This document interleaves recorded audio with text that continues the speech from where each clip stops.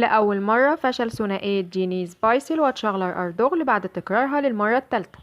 لو أول مرة تشوف القناة اعمل لايك للفيديو واشتراك في القناة وفعل زر الجرس على الكل عشان يوصلك كل جديد. خبر صادم لمحبي جيني سبايسل وتشارلر أردوغل ومحبي مسلسل قلبزان. قرار نهائي مبكر لمسلسل قلبزان المزور بطولة تشارلر أردوغل وجيني سبايسل، حيث تم اتخاذ القرار النهائي بشأن مسلسل قلبزان الذي يجمع أسماء ناجحة مثل تيموشين آيسن، تشارلر أردوغل، شكرا أوفالي، جيني سبايسل، سارب أكايا. مسلسل قلبزان من إنتاج شركة O3 ميديا، والذي بدأ حياته الإذاعية بآمال كبيرة، يودع الشاشات بقرار مفاجئ، حيث أعلن أن الإنتاج الذي يجذب الانتباه بتقييمه القوي سيصل إلى نهايته في الحلقة الثامنة. وتم نقل القرار النهائي الذي تم اتخاذه الليلة الماضية إلى فريق المسلسل والممثلين هذا الصباح.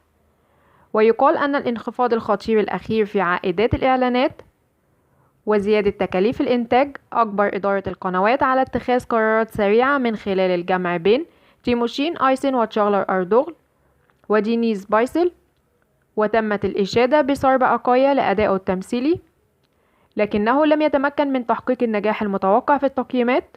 شركة إنتاج المسلسل O3 ميديا بدأت عرض المسلسل في 21 أكتوبر، المسلسل الذي بدأ في تقييم حلقته الأولى ب 4.66 وارتفع إلى 5.34 تقييم الحلقة الثالثة، إلى أن الحلقة السادسة حصلت على متوسط تقييم 4.65.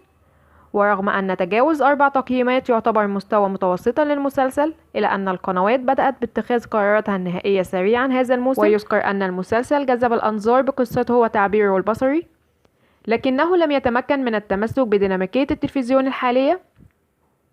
القرار النهائي أزعج عشاق المسلسل، وكان الموضوع الذي أصبح رائجا على وسائل التواصل الاجتماعي سريعا هو لماذا لا يستمر هذا النوع من الموظفين المتميزين، كما أثار الجدل. وبينما يبدأ فريق قلبزان الاستعدادات للحلقة الأخيرة، سيتابع المعجبون رحلة المسلسل على الشاشة للمرة الأخيرة تحسبا لخاتمته القوية.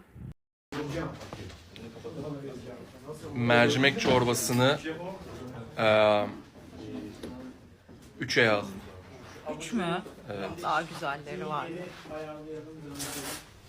Aa, Hiç güzel ama. sevmem. Hadi be. 10.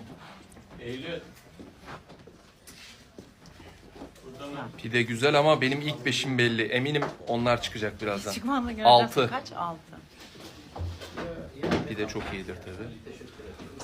Pilav da iyidir. 7. Dur, ilk 5'im belli. Lütfen onlar çıksın. Lahmacun 2. Bak heyecanlandı. Evet. Güzel yemek. Karışıyor değil mi böyle? Evet ama ilk 5'te inşallah o çıkar düşündüğüm şey. 8 diyeceğim yani. Ama güzel yemek. Ben her şeyi yerim. 9. Güzel ama yani çok şey yemeği. Evet abi bak. Tamam Adana'dan işte. geldim 5 tabii. 5